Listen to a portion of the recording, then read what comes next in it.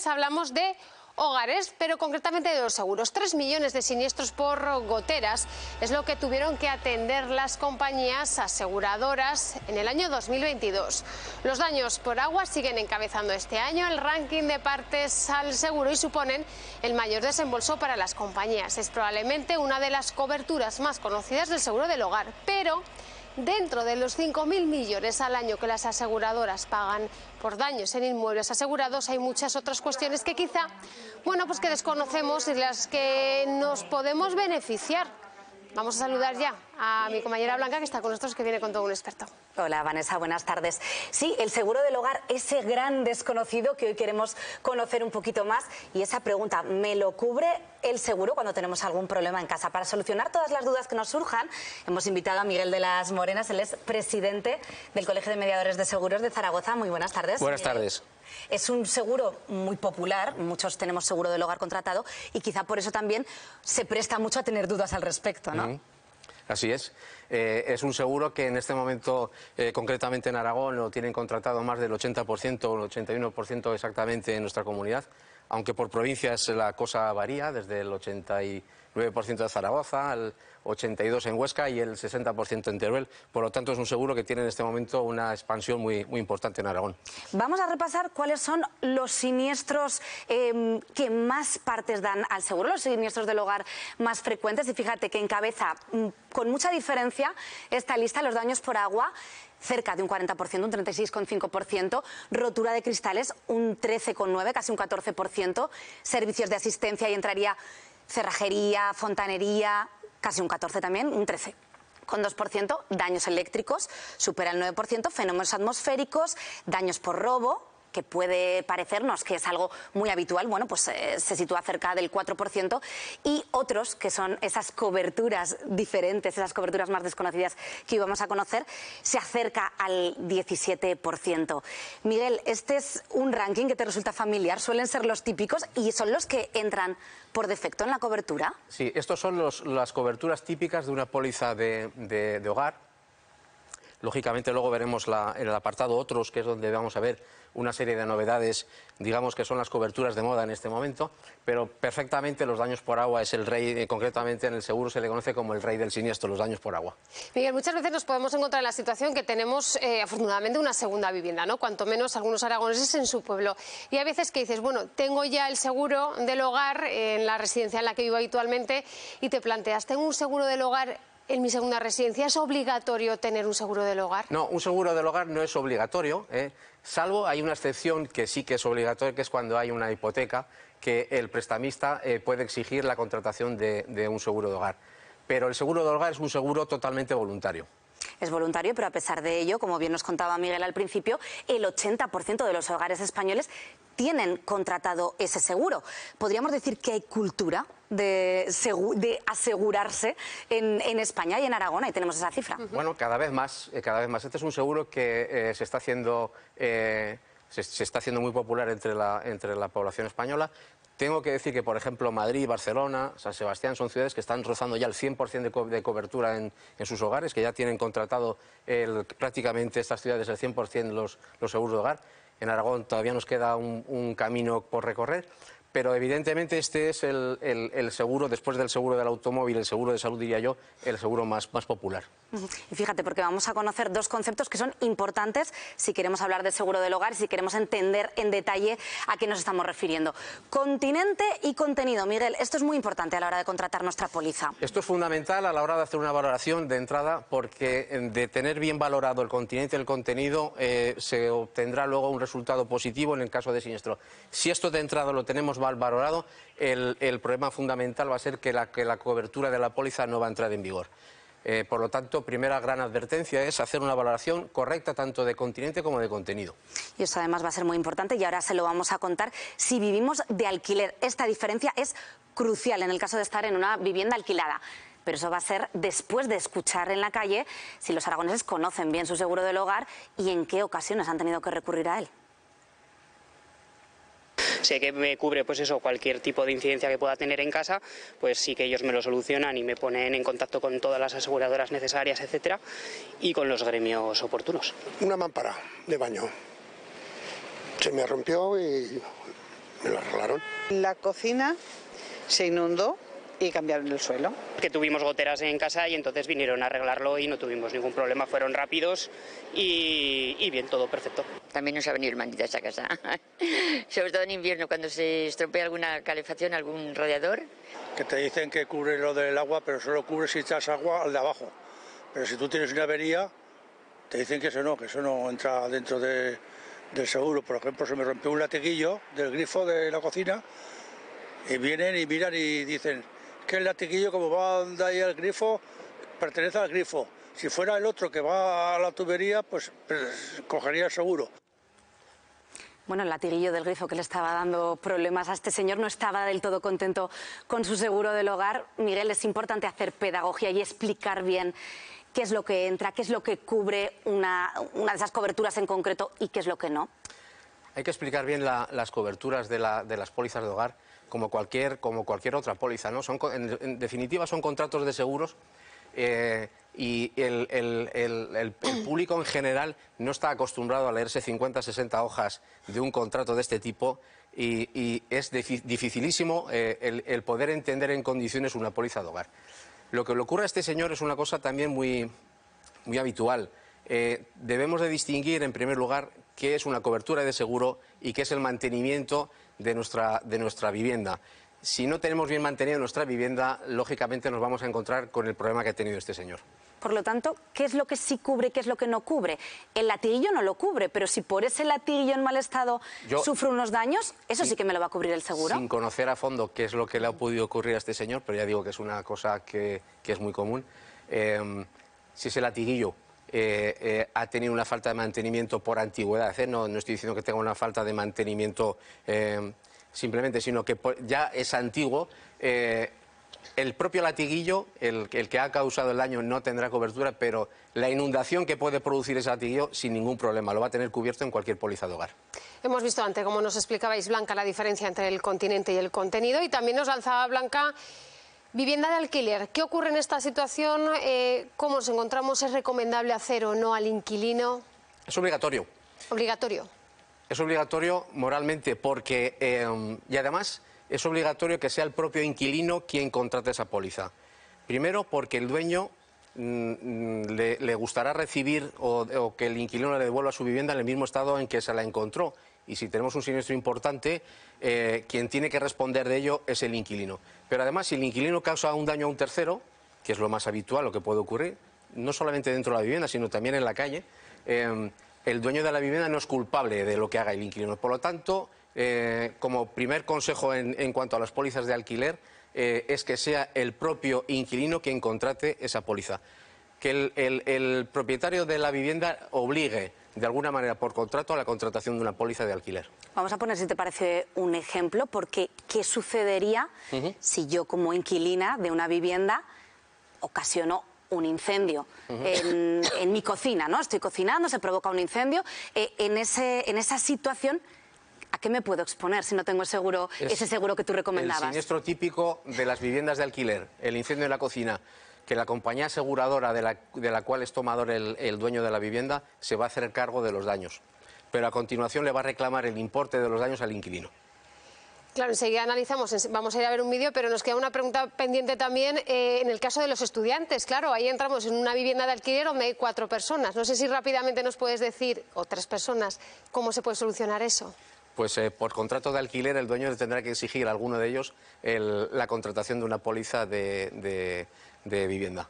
Se los recomendaría, si nos están viendo algún estudiante en casa ahora mismo que acaban de empezar el curso universitario, sin universitarios. Por el bien del dueño de la vivienda es necesario el contratar una póliza de vivienda. Nos puede librar de más de un susto y de vernos en más de un problema. Bueno, si os parece, vamos a conocer, vamos a centrarnos en otra cobertura que resulta muy útil y que algunas personas puede que no empleen por puro desconocimiento. Se trata del servicio de bricolaje, o más conocido como el servicio de manitas. Acompañamos a Pilar en uno de sus servicios a domicilio. Sí, el servicio de bricolaje de seguros. El problema lo encontramos en el baño. El agua entra como muy lenta y poca, o sea, sale sin fuerza. Vale, no te preocupes que en un momento lo desmontamos, sustituimos el mecanismo que esté averiado y te lo dejamos como nuevo. Una reparación sencilla que a Pilar le lleva poco más de 5 minutos. Me sorprende muchas veces que a veces hay cosas muy insignificantes, pero son personas mayores, o a lo mejor es un cambio de una bombilla, y son personas que a lo mejor no llegan, no tienen miedo. Que este tipo de reparaciones los haga una mujer todavía sorprende a algunos. Siempre además se piensan que soy la telefonista. Cuando llamo para decir que voy a su domicilio, dice, vale, le abriré al operario. Terminado el trabajo, unas fotos sirven para cerrar el servicio con la aseguradora. No es la primera vez que Belén recurre a este servicio. Pues está fenomenal porque, claro, no todos somos muy habilidosos con las cosas de bricolaje y sí que lo habíamos utilizado alguna vez para poner los ventiladores de techo. Cada día en esta centralita se gestionan decenas de siniestros del hogar y también servicios de bricolaje. Hola, buenos días. Le llamo de la empresa de reparaciones del seguro. ¿Es porque nos han pasado un aviso para ir a cambiarle la cuerda de la persiana? ¿Un servicio de manitas? En el ranking de los bricolajes lo más habitual son los cambio de cuerda de persiana, colocación de estores, en época estival el tema de ventiladores de techo y mecanismos de cisterna, cambio de mecanismos de cisterna y sellados de platos de duchas y bañeras. Le dan a los clientes en 2 horas o algunas 3 de mano de obra de un operario para trabajos de bricolaje que se puedan surgir en la vivienda. ¿Qué ocurre si se excede ese tiempo en el servicio? Se hace el trabajo de oficina, se consulta qué trabajo es el que pide el cliente, cuánto tiempo se estima por parte de los trabajadores, que ya lo tenemos baremado. Si es excesivo el horario, se cobra una mano de obra adicional, pero en la mayoría de las veces no es necesario, no hace falta.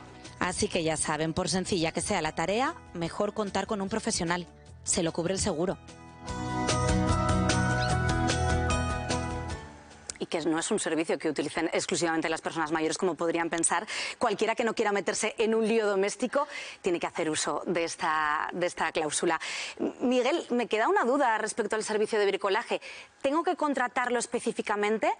Y también me gustaría saber si me van a subir la prima del seguro si hago uso de él. No, en este momento es la cobertura de moda en una póliza de hogar. No hay que contratarlo aparte. Y lamentablemente sí, también está contando como siniestro y también las utilizaciones de este servicio incrementan la prima del año siguiente. Bueno, enseguida seguimos conociendo más detalles. Una figura clave, si hablamos de seguros del hogar, son los peritos, son los encargados de comprobar cuáles han sido los daños y en ocasiones también les toca, pues bueno, desmontar posibles fraudes a las aseguradoras. Vamos a conocer más su labor, vamos a saludar ya a Gustavo Armisen. Muy buenas tardes. Hola, muy buenas tardes. Bueno, podríamos empezar por definir cuál es la labor de un perito. Sí, pues mira, la labor del perito principalmente es nosotros vamos a los hogares donde tenemos el siniestro, vemos el alcance de los daños, analizamos generalmente también la causa y pues en base a eso pues nosotros emitimos un dictamen a la compañía, ¿no? En la cual pues explicamos qué es lo que ha ocurrido. En base a las coberturas de la póliza trasladamos nuestra opinión sobre cobertura y también les trasladamos pues una valoración de los daños pues en función pues, de los metros cuadrados de daños, por ejemplo, en pintura o de parquet o un mueble lo tasamos, etcétera. Nosotros nos basamos un poco en eso y enviamos un informe a la compañía, que es compañía que luego en base a ese informe toma sus decisiones de indemnizar y de cuánto indemnizar.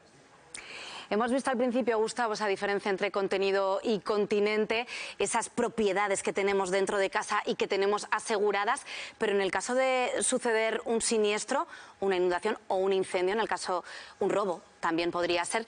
¿Cómo podemos demostrar, si no hemos hecho ese trabajo previo de inventariar con facturas, con fotografías, aquello que tenemos asegurado, cómo podemos demostrarle al perito que realmente yo tenía una joya concreta o un cuadro concreto y que me lo han robado o se me ha quemado en ese incendio?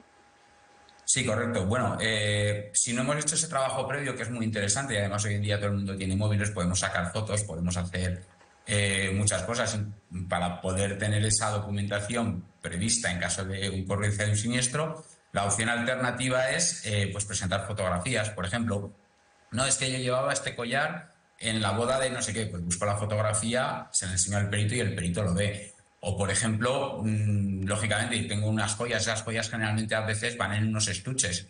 Pues tengo el estuche en el que puedo demostrar pues que, bueno, que ahí había una joya de tal marca, de tal calidad. Bueno, pues te puedes basar un poquito en eso, ¿no? Es una forma de intentar acreditar la preexistencia, el que había esos bienes estaban allí. Gustavo, y claro, en determinadas ocasiones os podéis llegar a enfrentar a situaciones que puede haber un posible fraude.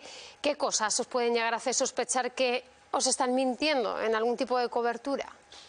Bueno, nosotros nos basamos primero en las declaraciones del siniestro. La declaración del asegurado, a veces tú le vas preguntando, puedes hacer preguntas circulares, en fin, vas indagando y ves pequeños cambios de versión, ves pequeñas deficiencias en su declaración que te puede hacer pensar que esta persona te está intentando engañar o hacer generar una pequeña anomalía, ¿no? Nosotros lo llamamos anomalía, para no llamarlo fraude. Otra opción pues puede ser declaraciones excesivas con respecto a lo que te han sustraído, con respecto a lo que primero tienes asegurado y con las características que pueda tener una determinada vivienda. Pues dices, no me cuadra aquí lo que me dicen con lo que yo veo que hay realmente en el resto de la vivienda que no han robado, ¿no?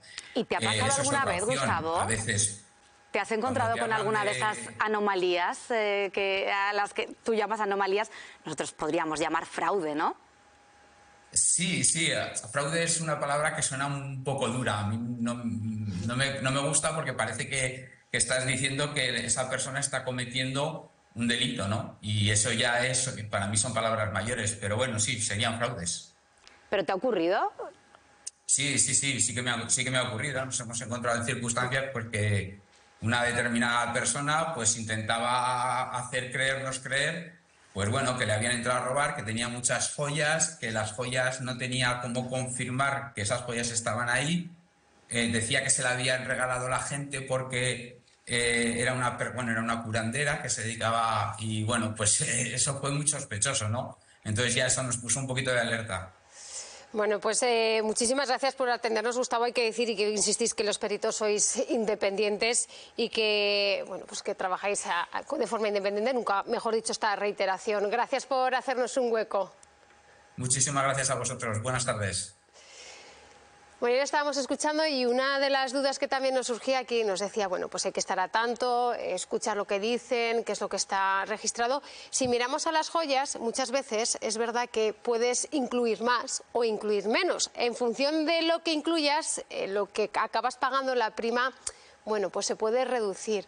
¿Cuál es el consejo que dais? Porque hay veces que por reducir se queda fuera algo. Reducir es un mal negocio en caso de siniestro. Siempre lo ha sido. Es decir, las pólizas tienen que estar bien valoradas, porque lo que decía al principio, una póliza mal valorada deja de tener efecto en el momento del siniestro. Es decir, yo creo que Gustavo ha sido muy diplomático en su exposición. Pero la verdad es que luego nos podemos encontrar con verdaderos casos de fraude, y en este caso reducir los capitales en una póliza de hogar no es un fraude, pero es una anomalía que puede generar el rechazar el siniestro. Por lo tanto, yo no aconsejo en ningún caso por abaratar el reducir capitales.